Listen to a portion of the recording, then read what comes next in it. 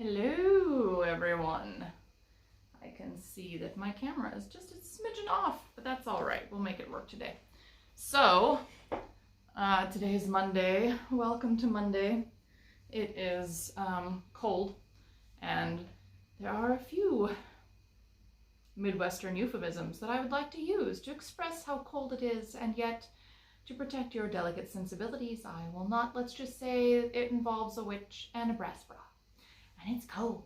And it's supposed to be cold here, I think for another week yet, 8 days. It's quite a while that we are below freezing, which I haven't experienced too much here in St. Louis. Usually we'll get a few days of below freezing, but not so many in a row. So, yeah, the ducks are not super impressed. The rabbits are fairly climate controlled, so their barn doesn't drop much below about like 35, so they're good. But the ducks are really not impressed with the cold and the snow, so I've only been letting them out for a short period of time and then tucking them back in their little ducky house. So anyway, hi Cheryl. Yeah, so I'm not like a huge fan of super cold weather. I like cold better than hot. Unlike Tina. Tina is the hot lover, which is why they have a second home in Arizona. But I don't really love hot. And I don't care if it's a dry heat. Don't be telling me it's a dry heat. I don't care. It's still too hot. At least with cold, I can put on more layers. And I am wearing a wool sweater today. I made this ages ago.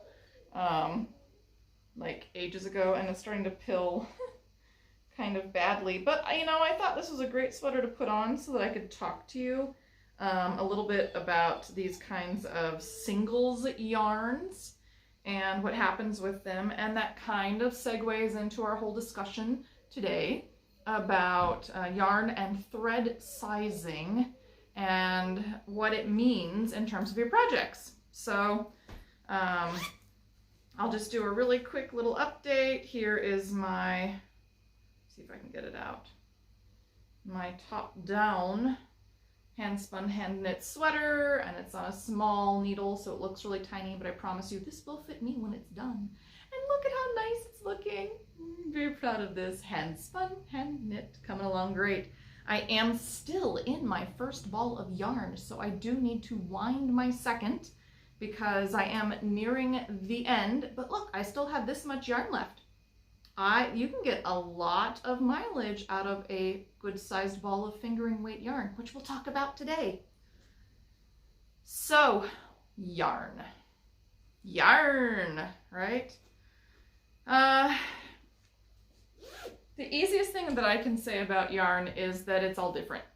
And we have categories and we have weights, but that only gives you a broad overview of the yarn, and it doesn't take into account the fiber itself and how that fiber interacts with the twist and the ply.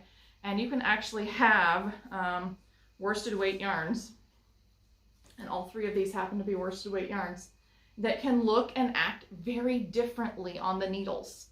So what does that mean for you, right? What does that mean for you? It means that the first place you always start with a project is determining the yarn that you either want to use or that was used in the pattern, whichever way you go. And you need to take a look at that yarn itself, and you need to think about things like what fiber is this? Is it wool? Is it cotton? Is it linen? Is it tencel? This is tree fiber. All of those things are going to affect your overall project. Will the fiber affect my drape?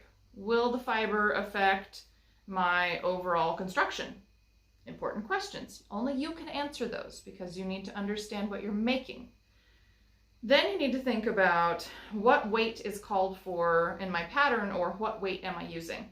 So there are fine weights. This one happens to be a lace weight. It's 10-2 tencel. This one is 5-2, and this one is 3-2. Oh look, I grabbed red, white, and blue. That was random. So there, I'll put them up here. Lace weight 10-2, kind of a fingering weight 5-2, and then a fingering bordering on sport weight 3-2. What do those numbers mean? those numbers are actually standard numbers for the spinning / weaving industry that are used to indicate how many plies. So notice they all say 2 at the end. It means they're all 2 ply. And then the 10, the 3, and the 2 refer to the thickness of the yarn in relation to how many yards you would get in a pound. But that's also related to your fiber. So when we have weights or when we have numbers on our yarn, it's really giving us an indication of the thickness. So a 3 is going to be thicker than a 5, is going to be thicker than a 10, is going to be thicker than a 20. And the higher the number, the thinner the yarn will be. So that's where those numbers can come into play. But we don't see that a ton in our knitting. We see it a lot when it comes to weaving, but we don't see it as much when it comes to knitting or crochet. So then where are we? When they buy yarn without a project in mind, search first before deciding what to make, that the yarn tells you what it wants to be. You know, sometimes that happens to me. Sometimes I see yarn and I'm inspired and sort of like, and this is random, but these are the other yarns for my hand spun sweater. When I saw the 4 rovings together on my friend's website, it screamed in my head, that could be a sweater. That could be a really, really cool, like graduated color sweater. So I had that in my head as soon as I spotted the roving. And that's what I'm making now. However, sometimes I'm just like, I really want to make something worsted weight. I need bigger needles. And so I just go out and I design something, or I find a pattern from somebody else because I want something worsted weight. So I think it goes both ways. Sometimes you're right. I think it just leaps off the shelf at us or off the web page. By the way, go shop the website. We have lots of fun stuff up right now. And you're inspired. And sometimes it's like, wow, I like that yarn. I'm just gonna buy a lot of that yarn and I'm gonna stick it in my stash, and I'll wait until I have a project that I wanna make that calls for a fingering weight or calls for tweed or calls, you know, for whatever. Then I'm gonna use it. So I think you see both sides of the coin. Now when it comes to our knitting yarns, right, there's all kinds of terminology that gets thrown out. There's cobweb, lace weight, then we have fingering or sock weight, then sport, DK or double knitting, worsted, Aran, bulky, super bulky. We have all these terms, right? And what they really refer to is the overall thickness of the yarn and the resulting length of the skein. Because the thicker the yarn in general, because most of our yarn is put up into approximately 100 gram or slightly larger 4-ounce skeins, depending on where you are, it means that you're going to have less yardage in the bulky or super bulky versus lace weight, right? Something really common with lace weight is you'll see 750 to 1,000 yards for 100 grams to 4 ounces for a lace weight yarn. And cobweb weight is even finer than that. But ply is also really important here because ply goes to the wearability of your yarn. So when you are choosing yarn for a project, it's important to consider that. I made this sweater in this really gorgeous yarn. It's beautiful yarn, and it's pilling really badly. And I have had this sweater for a number of years, but it's also a single and it doesn't hold on to the fiber as well as a plied yarn would have. So had I made this sweater in a plied yarn, it would be holding up better and it wouldn't be as pilly. You wouldn't see all these little fluffy nuggets falling off of it. There are, however, sweater stones that can make your sweater look 100% better, at least in my opinion. And we sell them on the website. So if you look up sweater stones, we can get you one of those. And I do recommend them. They're easy to use. They're kind of a gentle pumice stone. And they just sort of gently strip all those little pills off your sweater. I should find mine and do a demonstration one of these days. So it's really important when you are considering not only the weight of your yarn and the yardage of your yarn, but also the ply of your yarn based on the project that you want to do. So socks, for example, don't make those out of a singles. You know, if you really wanted to, you could, but my advice would be don't. Just don't do it. They're going to wear through a lot faster. You want a yarn that's going to wear harder. You want one that isn't going to allow holes to be created as easily. Merino, beautiful, super soft, fluffy fiber. Not great for socks, at least not on its own, because you're going to wear through it and you'll have holes in it and it'll make you unhappy. We don't want to be unhappy. So when it comes to looking at your project, it's really important to think about the weight, the ply, and the yardage.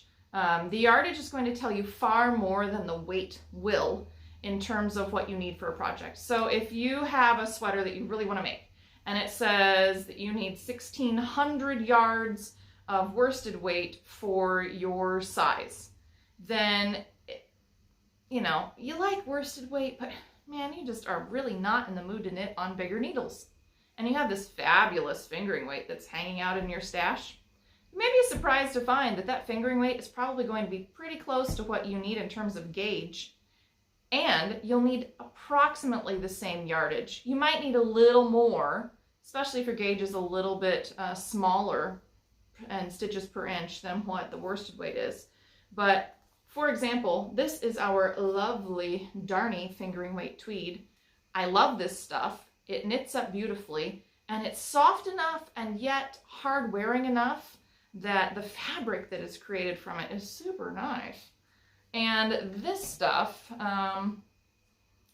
it's going to take me somewhere between like 1,200 and 1,600 yards to make a sweater to fit me. And I'm like a women's large, extra large, 12-ish, sometimes 14, sometimes 10, depending on the patterning. I usually do like a 38-inch sweater, 38, 39-inch sweater to fit me. And I do have a slightly shorter arm, but it's compensated by the slightly longer torso. So for me, I end up needing somewhere, like I said, around 1,400 yards, sometimes a little less, especially if you're using a pattern that has some lace in it, because remember, lace helps us to stretch our yardage to get more fabric because we're making holes and they're going to open up. If you're making a cabled sweater, you're probably going to need more. So I would probably need more like 1,600 to 1,800. But the amazing thing is that even though this one is a fingering weight, this is our Studio Donegal worsted, these two can knit up to a very similar gauge by using slightly different size needles. So I might use like a size 6 over here and maybe a size 3 over here, but I might still have 6 stitches per inch in both of them. Brain bender, right? Not really. If you think about it, the gauge and your stitches per inch and your total yardage is far more important than the actual weight and size of your yarn in determining how to select yarn for your project. So don't be afraid to try substituting yarns in. If you believe in the power of the gauge swatch, which I certainly do, and what it can tell you, then you can take fingering or sock weight yarns and a pattern that is meant for a worsted weight sweater. And it's not going to take you 2,000 or 3,000 yards of fingering weight yarn to make your pattern. Just because it says you need 1,500 yards of worsted doesn't mean that you're going to now double that for fingering, which you wouldn't do anyway, but doesn't mean you're going to double that for fingering. No, all it means is that you need to take into account your stitches per inch in order to find out the magic number of how much yardage you're actually going to need to make your sweater. And that was something that I wanted to talk about today, because clearly I'm making a sweater in my own hand spun yarn. And the thing is, when you look at a lot of design books, I'm not talking pattern books, I'm talking about books that are about design. They don't talk about, oh, use this worsted weight yarn. They talk about what is your stitches per inch and what is your overall size. And if you have those, you can adjust any yarn that you have to make it fit.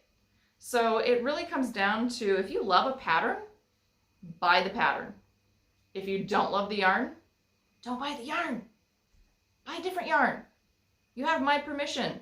You never needed it, but you have my permission. Because the important thing to remember is that so long as you have your total yardage needed and your gauge, you can substitute.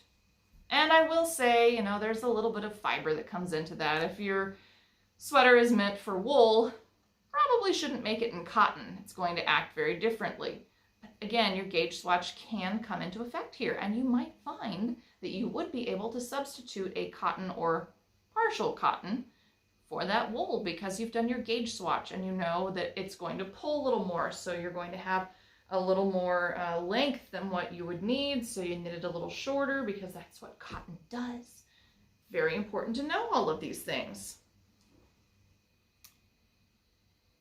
No one should need permission to buy yarn. Yeah, you never really need my permission to buy yarn. But if you feel the need for permission to buy yarn, I'm giving it. Just go shop the website. We have some fun stuff up. And I want to buy more yarn, so I need you to go buy yarn so we can get more in. I have my eye on some stuff from Handmaiden. So, just mentioning. And if you haven't tried one of our Studio Donegal yarns, the Darnie, which happens to be the fingering weight, the Aran, which is actually a worsted weight but is a single, and this one would hold up much better in a sweater than what the yarn I used in this sweater will, because this is a little sturdier yarn. This is just a little too soft for what I've used it for.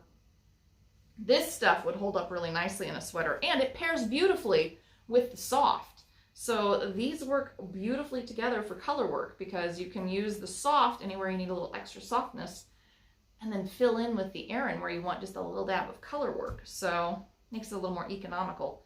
And they work really nicely together because this is a nice plied yarn, so then it helps the singles to keep its shape. That was something else I wanted to talk to you about. When you're mixing yarns, don't be afraid to mix a 2-ply and a 3-ply or a 2-ply and a single. Swatch it. Swatch it. Wash the swatch. See what happens. You may find that it looks great and you have no issues with it. So why not combine them? Why not? There's no reason not to do it. Let's see. So I wanted to talk about weaving and I wanted to talk about knitting. And the other thing I wanted to talk about was tatting yarn, which is thread. So tatting has different sizes as well. It's slightly harder, but not impossible to swap tatting thread.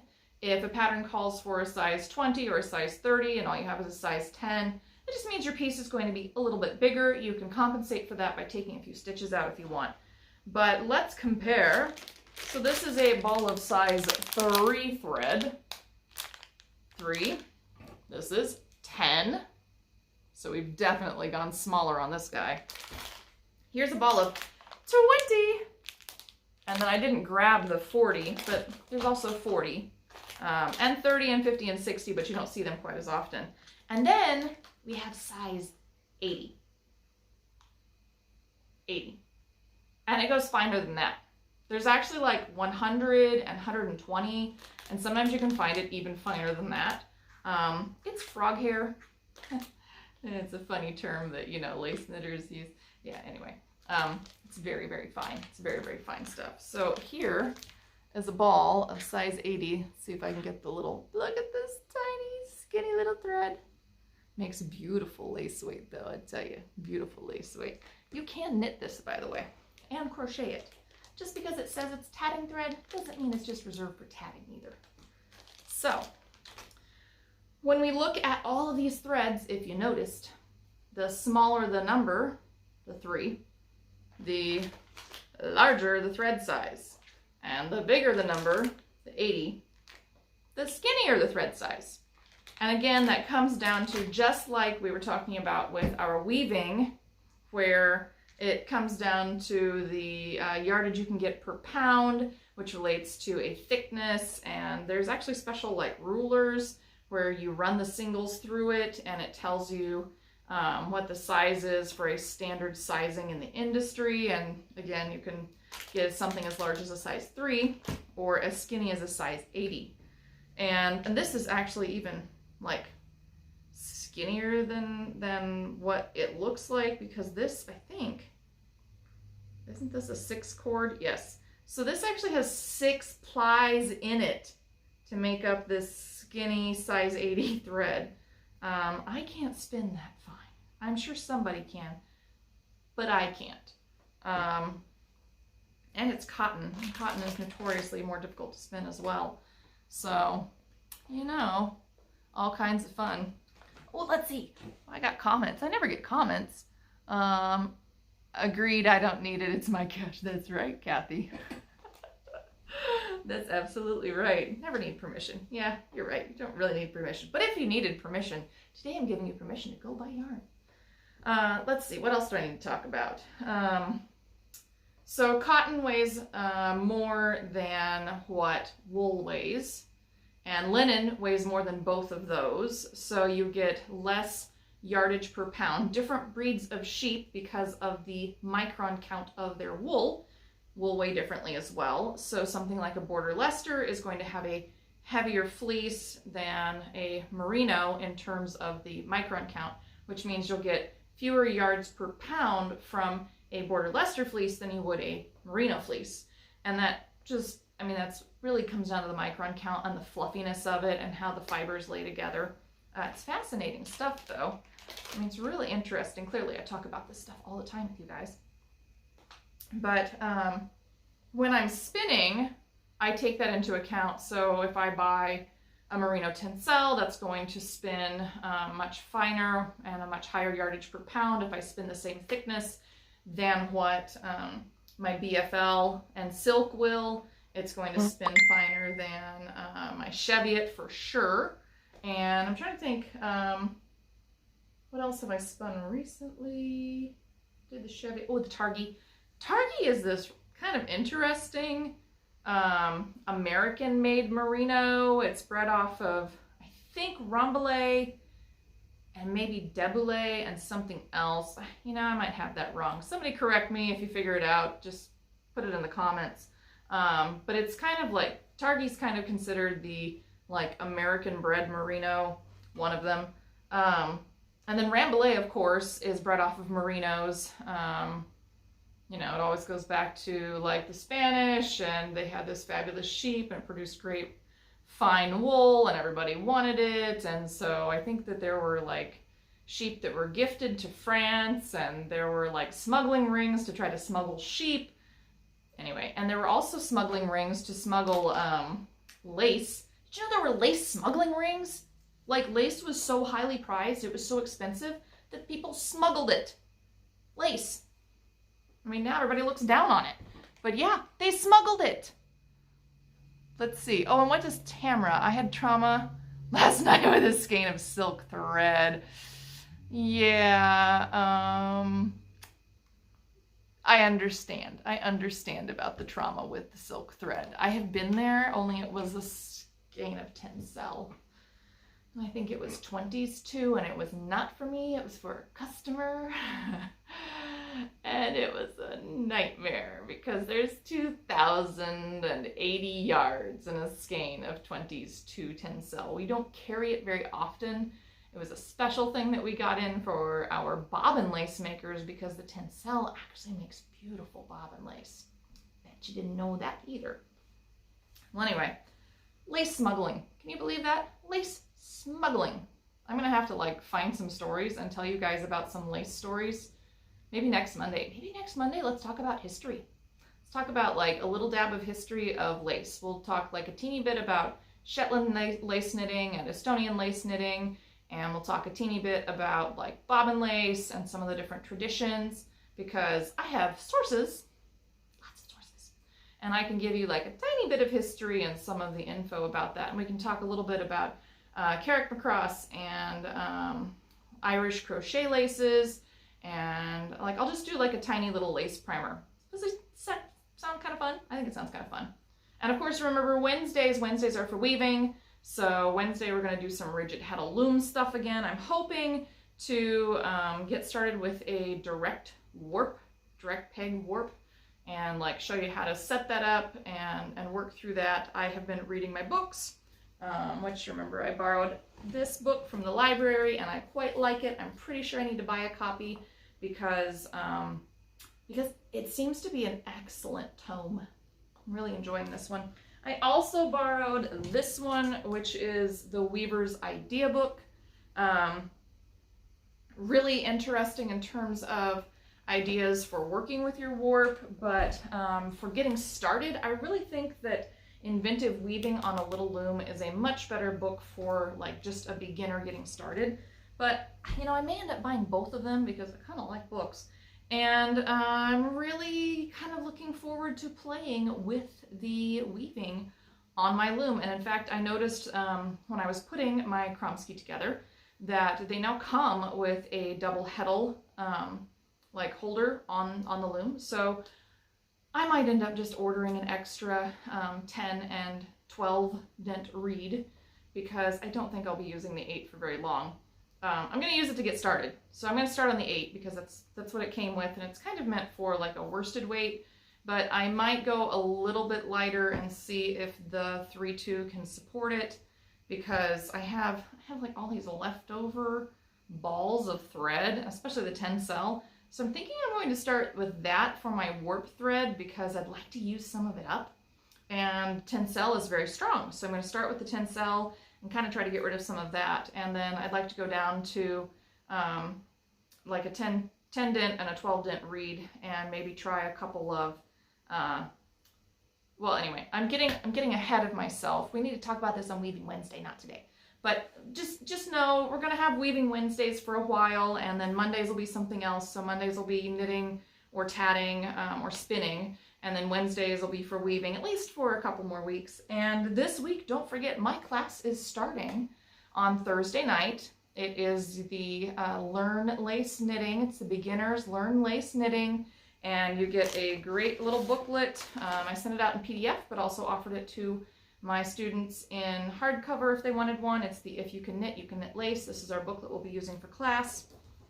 So you do get a 12-page guide to lace, and I will be teaching that on Thursday night this week and next week. Tina has some beginning knitting and beginning crochet classes that are going on, and then after I finish with my beginning lace, I have an intermediate lace course, a Shetland lace course, an Estonian lace course, an intermediate tatting course, and then I will be teaching beginning tatting again in April. So that's kind of like all of my classes that are coming up for the next few weeks. I may end up adding more as we go forward. I've had just enough students to make me optimistic that maybe someone would like to learn online from Kelly. So I will be adding more as time goes on. If there's a class you'd really like to see, please let me know. I can teach portunental knitting, we can do stranded color work, we can do a sweater together, we can do socks. I'm really good at socks. So if there's a class you'd like to see, please let me know, and I will try to accommodate you. What else did I want to talk about? Self-care, year of self-care, before we go today. Don't forget that the year of self-care is well underway. Oh, I don't think Tina drew a prize. We need to draw a prize. We're going to draw a prize, and maybe I can announce it on Wednesday. If not, we'll just put it up on Facebook and Instagram and everywhere else and share it with people. So make sure that you are posting, take pictures, put it up with that year of self-care, and it doesn't matter if it necessarily fits the theme. If you're crafting and you want to share it with the world, just tag it year of self-care. Tag it Black Sheep Fiber Emporium BSFE so we can find you and check it out, because, you know, I like seeing what everybody else is doing. And remember that February, this month, is all about treating yourself. Remember, you don't need my permission to go buy yarn, but you have my permission to go buy yarn. And it's supposed to be a really special fiber. So grab yourself some tencel or some silk, or get that like sweater's quantity of tweed yarn that you've been wanting. You can go buy like a lot of this fabulous Lisbeth thread. We have Olympus finally coming from Japan. Yes, the Olympus tatting thread from Japan. I'm very excited about it, and I think Tina ordered like all the colors, or almost all the colors, but like all the colors, because we couldn't decide, so we just ordered them in, because why not, right? Why not? So it's coming, and I'm very excited about it, because I've been in kind of a tatting funk, and Ina doesn't really let me tat, but I'm hoping that maybe if I let her have the tatsy and like some cotton thread to go play with, that she will let me tat again. And I'm really, really looking forward to the Olympus. It's really nice stuff. And in that vein, we also have the books from Estonia on their way. You can only get them on pre-order for about another week to 10 days, because as soon as they hit the shop, that price is going to go up. So if you've been debating whether or not you wanted to get that Estonian lace book, the newest one coming out, buy it now on discount, because the price goes up as soon as it hits the shop. We like to do the pre-orders so that we know that you want it, so that we don't overbuy on our books, but we do really love our books. So just throwing that out there. If you're watching this, make sure that you get in on the discounted price on the Estonian lace books now, because again, they are in the mail. I don't know where in the mail, because USPS, which used to be so reliable, so reliable. But anyway, they'll be here soon. So make sure that you are getting in on that. Let's see, what else do I need to tell you? Just all kinds of fun stuff going on. Everything is smuggled because of taxes. Yes, Tamara, but it was lace, and it's something I can talk about. I know everything gets smuggled because of taxes, but lace, I mean, come on, lace. It's like a really cool little piece of history. It's something to talk about. Like, there were actual smugglers, lace smugglers. I don't know, it's just one of those things that struck me as really interesting when I was learning about tatting and bobbin lace and kind of the history behind a lot of that stuff.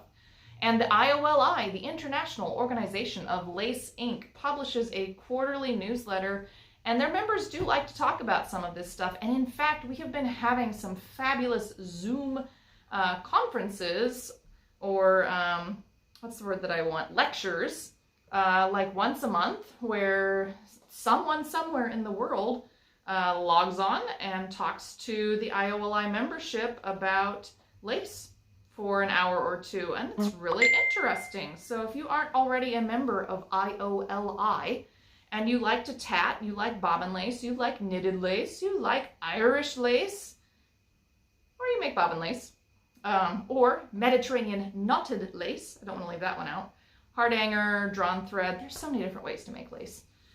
You should maybe check out IOLI. You might like it.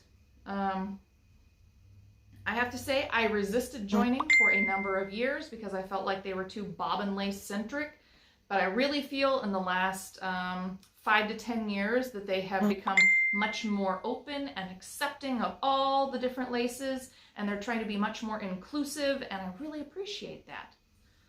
Let's see, don't forget that Fridays are all about Tina's talks. And so she gets on and talks about all manner of things on Fridays. And I've also been working on some like random crafty stuff for my kid.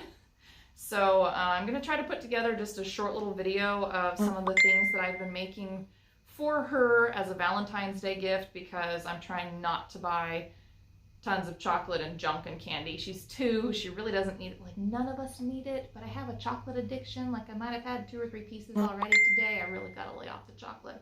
I really like chocolate. And my kid kind of has the same problem, so I'm trying not to just buy her chocolate.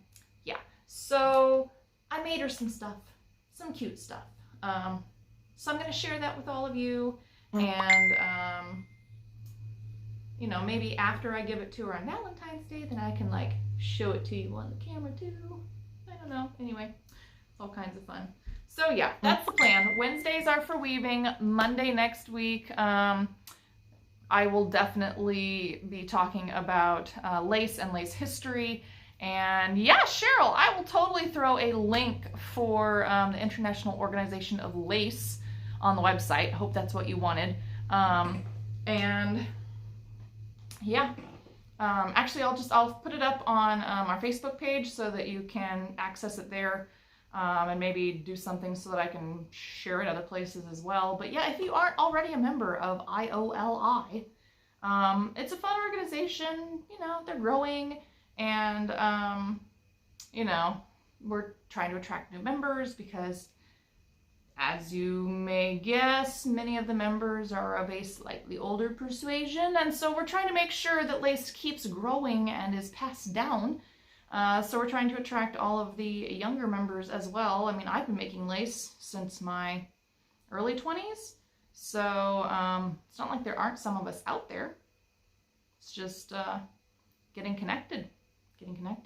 And that is the beautiful thing about the internet. It does bring us together, and it does help to connect us. So, having said all of that, I hope that my little discussion about weaving yarns and knitting yarns and tatting thread made some sense today, and that it helps you in your quest to make your next project or the project after that. And I hope that you'll join me again on Wednesday for weaving. Again, we're going to try the direct warp peg method. So we're going to use a peg to hold the warp, and we are going to warp the loom directly instead of having to do a warping board, which I have done in the past, and there's nothing wrong with it. I just has no time, so I'm hoping that I can skip that step and go straight to the direct warp, since I also have the rigid heddle and it works a little differently. So I'm going to try it. I'm going to try it. The worst that happens is that I fail and I learn something, and then I get to try it again. So that is my plan.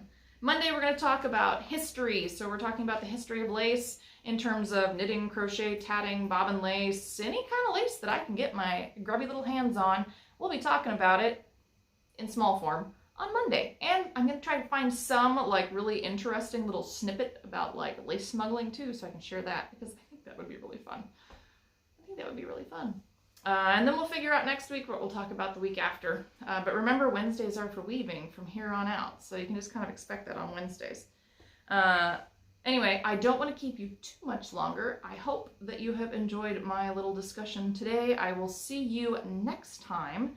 Don't forget to check out Tina's videos on Friday as well. Make sure that you are liking or subscribing to our Facebook page and our YouTube channel so that you see our videos when they get posted. I did add some videos to the YouTube channel that I have not managed to share with the Facebook channel yet. So if you are following both, you will see notifications on the YouTube channel before they get up on the Facebook channel, because I just haven't managed to do it yet. And I actually put up a very short video on how to tat, as well as some videos of me unboxing the loom, building the loom stand, and then building the loom itself, as well as what I did wrong while I was doing it and had to fix. So if you're interested in any of that, do please check that out on our YouTube channel. We are Black Sheep Fiber Emporium there, just like we're Black Sheep Fiber Emporium here. I've also been posting on TikTok, and I've been doing a whole series on tatting on TikTok. So if you happen to be on there, we're Black Sheep Fiber. And then in addition to that, we also put photos and videos up on our Instagram page, and sometimes they don't get shared every place, so follow us on your flavor of choice and check the other ones every once in a while. But yeah, make sure that you are following and liking us so that you get to see our content, because I do like to share with everyone. I mean, that's kind of the goal of this, is to share all of the knowledge and have a little fun while we're doing it. I do miss seeing everyone in person at the festivals and in my classes. So this lets me at least connect with you a little bit. I really enjoyed teaching, even though it was Zoom, because I really felt like I got to connect with people and talk with real adults instead of my 2-year-old. It was really fun. I enjoyed it a lot. So, take my classes so I can have adult conversation and talk about my passion. So anyway, and yeah, we are trying to spread the social media love. That's right. Anyway, until next time, please take care of yourself. So stay happy, stay healthy, stay safe. Wear the mask, wash the hands, physically distance from people. Craft. Please keep crafting. Craft for your mental health. Yeah, take care of yourself physically, emotionally, mentally, spiritually, if you are of that persuasion. Craftually, as I like to say, because, we are a craft business. And until next time, just stay safe. Please stay safe. So I will see you on Wednesday. We'll be downstairs, and it'll be all kinds of fun when we kind of do Weaving Wednesday with the rigid heddle loom. And remember to post about your year of self-care so that we can pick more winners.